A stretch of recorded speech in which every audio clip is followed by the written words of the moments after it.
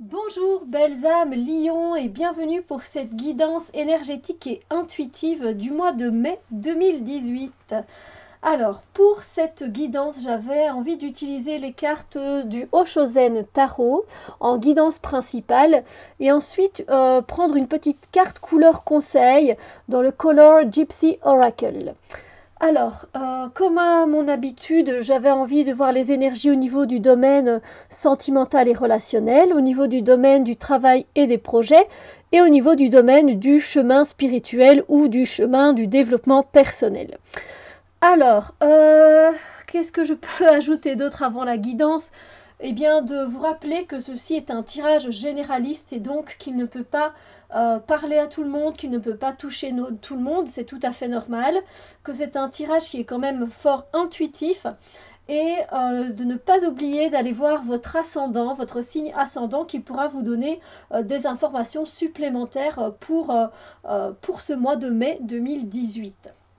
Voilà, donc on va directement commencer bien par voir un peu ce qui se passe au niveau des énergies pour le mois de mai par rapport à vos relations aux autres. Et pour ça, j'ai tiré cette carte-ci. Une très belle carte. Ce sont dans les énergies par rapport à vos relations aux autres pour ce mois de mai. On vous invite à aller voir au-delà des choses parce que voilà, il se peut que dans votre vie, il y ait une situation ou une personne en particulier que vous avez peut-être du mal à cerner, donc une situation un peu spéciale, un peu différente de ce que vous avez l'habitude d'avoir dans votre vie. Et pareil, peut-être pour une personne aussi, et donc vous n'arrivez pas à cerner, vous n'arrivez pas à sentir correctement les énergies que la personne peut dégager. Pour vous, elle a un drôle de comportement, elle réagit de façon différente. Voilà, vous n'arrivez pas du tout à savoir voilà où cette personne veut en venir par rapport à son comportement, sa façon de parler, de dire les choses, etc. Et donc, du coup, vous avez, vous aussi, une vision de cette situation, de cette personne qui est propre à vous, parce qu'évidemment, on a tous nos propres lunettes et on voit de différentes façons. Du coup, des fois, pardon, on s'arrête juste à ce que l'on voit, à ce que l'on ressemble, et c'est tout. Et ici, on vous demande, l'univers vous invite en tout cas à aller voir au-delà des choses, au-delà de ce qui se passe dans cette situation, au-delà de ce comportement, au-delà de ces paroles. Qu'est-ce qu'il y a vraiment, qu'est-ce qu'il peut y avoir? C'est essayer de se centrer, de se poser, de faire peut-être une petite méditation par rapport à cette situation ou cette personne et de voir un peu avec votre troisième œil, pas de voir avec vos yeux physiques, c'est de voir au-delà des apparences et de ce que la personne peut nous envoyer là tout de suite comme énergie. Essayez d'aller voir vraiment, mais qu'est-ce qui fait qu'elle se comporte de cette façon-là? Qu'est-ce qui fait qu'elle dit ces choses-là? Pourquoi cette situation se passe comme ça entre cette personne-là et moi? Et une fois qu'on est plus posé, qu'on est capable de recevoir d'autres informations que les informations que l'on voit, on va pouvoir avoir des infos supplémentaires et complètement complémentaires, voilà, tout simplement par rapport à cette situation ou cette personne. Et ça va du coup ouvrir sur d'autres perspectives, d'autres façons de voir les choses, d'autres façons de penser, et peut-être qu'on aura du coup les idées un peu moins arrêtées sur la situation en question ou sur la personne. Donc, n'hésitez pas à vous poser et à ne pas directement juger, parce que bon, ici c'est la carte du jugement quand même, donc c'est vrai que on le fait des fois sans vouloir le faire, mais on juge, on est dans le jugement et c'est pas évident de ne pas toujours l'être parce on a notre opinion, on a envie de dire les choses, on voit les choses, etc. Mais voilà, il faut essayer de voir au-delà des apparences. Voilà, ce sera vraiment le conseil par rapport à vos relations amicales, familiales, de voisinage, collègues, de couple, etc. Avec vos enfants, c'est à vous d'essayer de vous poser, de voir au-delà des choses pour pouvoir faire grandir votre relation.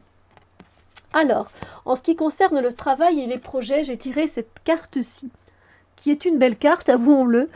Parce qu'au niveau des énergies pour le travail, pour les projets que vous pourriez avoir, eh bien c'est une très belle carte parce que c'est vraiment une énergie d'amour que vous mettez dans ce que vous faites, une énergie de respect, une énergie où tout est en symbiose, pardon, et voilà, où tout se complète, tout se passe naturellement, et ça fait du bien de ne pas se casser la tête hein, au niveau du travail et des projets. C'est une énergie très affective, on aime ce que l'on fait, donc on y met une belle énergie, empreinte de, voilà, de douceur, de joie de vivre, et ça c'est important de mettre ce genre d'énergie dans un travail qui nous passionne, que nous aimons bien, et même des fois si on n'aime pas trop, c'est vrai qu'en y mettant des fois des touches d'amour, ça embellit les choses et ça fait du bien.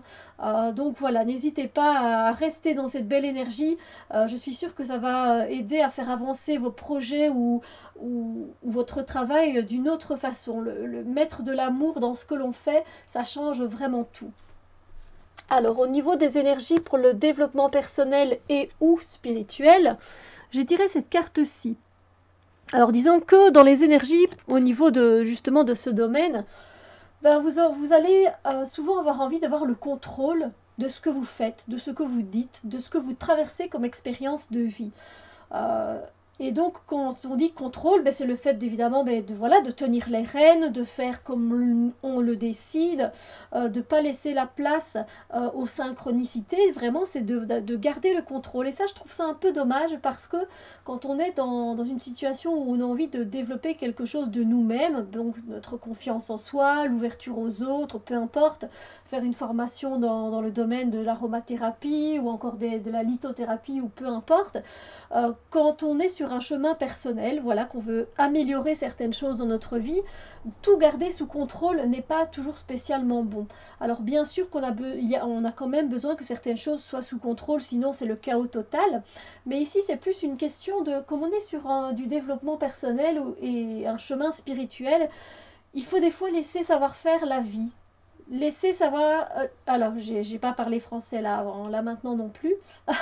Il faut avoir confiance en la vie, il faut savoir lâcher prise tout simplement. Lâcher un peu les brides parce que c'est comme ça qu'il y a des opportunités qui peuvent venir à vous d'une façon beaucoup plus légère, beaucoup plus solaire. Là on voit bien quand même que c'est très carré le contrôle, c'est l'énergie de l'empereur, celui qui a l'autorité sur chaque chose, sur ce qu'il fait, etc. Et on a besoin d'un peu de ça, mais aussi on a aussi beaucoup besoin de lâcher prise et de laisser faire l'univers. En lâchant, on ouvre les portes à voilà, la spontanéité de la vie, aux opportunités qui pourraient venir à nous, les chances, des rencontres, etc. Et je trouve que dans ce domaine-là, le fait de rester tout le temps dans le contrôle, c'est pas spécialement bon. Donc voilà, n'hésitez pas à lâcher prise quand vous voyez que vous serrez trop les rênes dans ce domaine-là. Alors, pour la carte couleur conseil, j'ai tiré cette carte-ci, et donc cette couleur-ci, la couleur violette, oui violet, c'est un beau violet, où on nous parle de magie et d'inspiration. Et il est vrai que si on regarde bien par rapport au tirage, c'est un bon conseil par exemple par rapport à au domaine du développement personnel et spirituel, parce que le fait d'apporter une touche de magie, ça va du coup un peu débrider cette envie de contrôle. Si vous laissez faire cette couleur dans votre vie et dans le domaine du travail, eh bien voilà, ça va vous apporter plus d'inspiration. Si vous y mettez une touche de magie, ça va, voilà, c'est tout, c'est génial, c'est magique, c'est super. Et puis au niveau du domaine sentimental et relationnel, on voit bien que, je ne sais pas si vous allez le voir, mais cette couleur, c'est exactement, je vais essayer de me rapprocher, la couleur du petit losange ici. Et donc on est bien ici donc au niveau du chakra du troisième œil, donc c'est vraiment cette activation, et donc n'hésitez pas à utiliser cette couleur pour activer votre chakra du troisième œil. N'hésitez pas à l'utiliser pour méditer, pour vous poser, pour mettre donc de la magie dans tous les domaines de votre vie. Voilà, c'est une couleur sur laquelle vous pouvez vous concentrer tout au long de ce mois de mai 2018. Je ne sais pas si j'ai dit 2017, c'est possible. J'ai dit 2018, mais je veux dire, dans les phrases avant, il se peut que j'ai dit 2017, et si c'est le cas, je m'en excuse. Sur ce, écoutez, moi, mes belles âmes, Lyon, je vous souhaite un merveilleux mois de mai 2018. N'hésitez pas à prendre soin de vous, à faire des choses lumineuses. Profitez bien et on se retrouve très bientôt pour d'autres vidéos. Bisous lumière!